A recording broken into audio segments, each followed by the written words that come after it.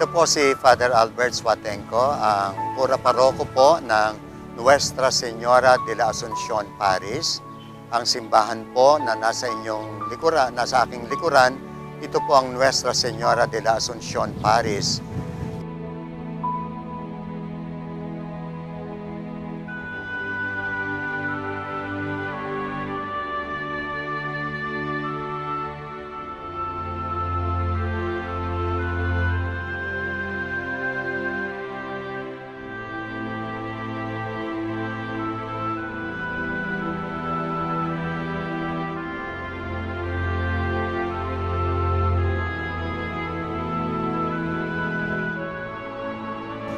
Ito pong parokyang ito ay naitatag noong 1578 ng mga paring Agustino at ito ang pangalawa sa pinakamatandang parokya sa Diocese ng Malolos. Sumunod lamang po ito sa parokya ng San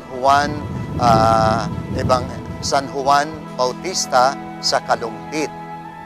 At ito po ay nakatayo sa San Jose, Bulacan. At ang titular patron po namin ay ang Nuestra Señora de la Asuncion.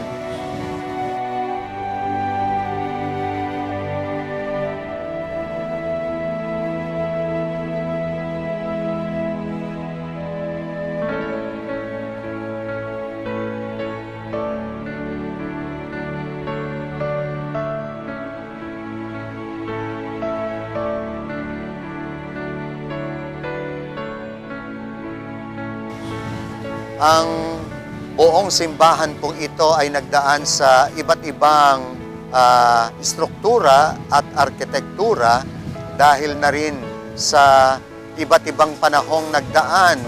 Nasira ito noong panahon ng Kastila, nasira din ng lindol itong ating bell tower. Kaya't kung titingnan po natin, merong portion po rito na ang edad na ay 1600, meron ding portion na ang edad, katulad ng bell tower, ay 1817. Kaya't itong paghahalo-halong ito ng mga strukturang ito ay isinagawa rin po ng mga Agustinong pari.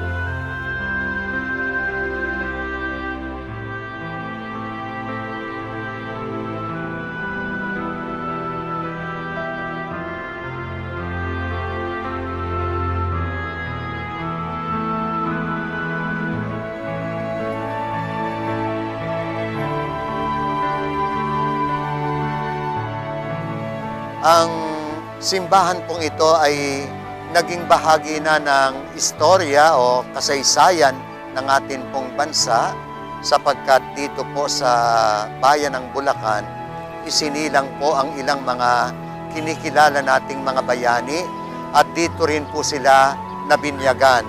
Katulad po ni Marcelo H. del Pilar, ang kanyang pamangking si Gregorio del Pilar, gayon din ang kilalang Makata na si Francisco Balagtas at ang iba pang mga kinikilalang bayani ng ating bansa, ang mga Enriquez at mga Katindig.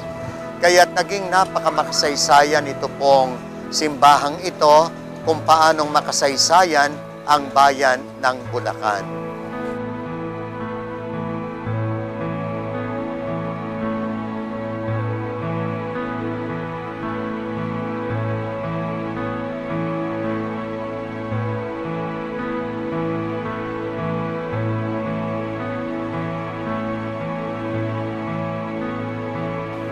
Sa kasalukuyan po ay meron kaming isinusulong na debosyon sa ating patrona ng Nuestra Señora de la Asuncion sa pagtataguyod ng Cofradia de la Nuestra Señora de la Asuncion.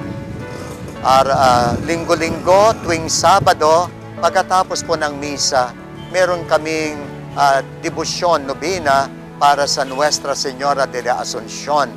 At tuwing unang Sabado, ang samahang ito ay nagpupulong-pulong ang Cofradia upang pag-usapan kung paano pa itataguyod, palalaganapin ang debosyong ito sa Nuestra Señora de la Asuncion. Mahalaga para sa mga taga-Bulacan-Bulacan ang kanilang patrona sapagkat naramdaman nila sa buong kasaysayan ng parokyang ito kung paano po sila ginabayan ng kanilang patrona.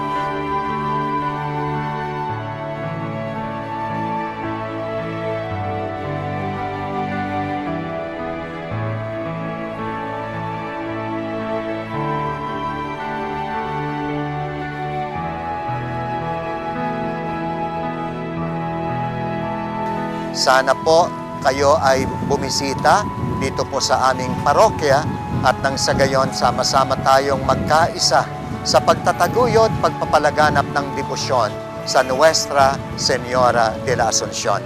Maraming salamat po.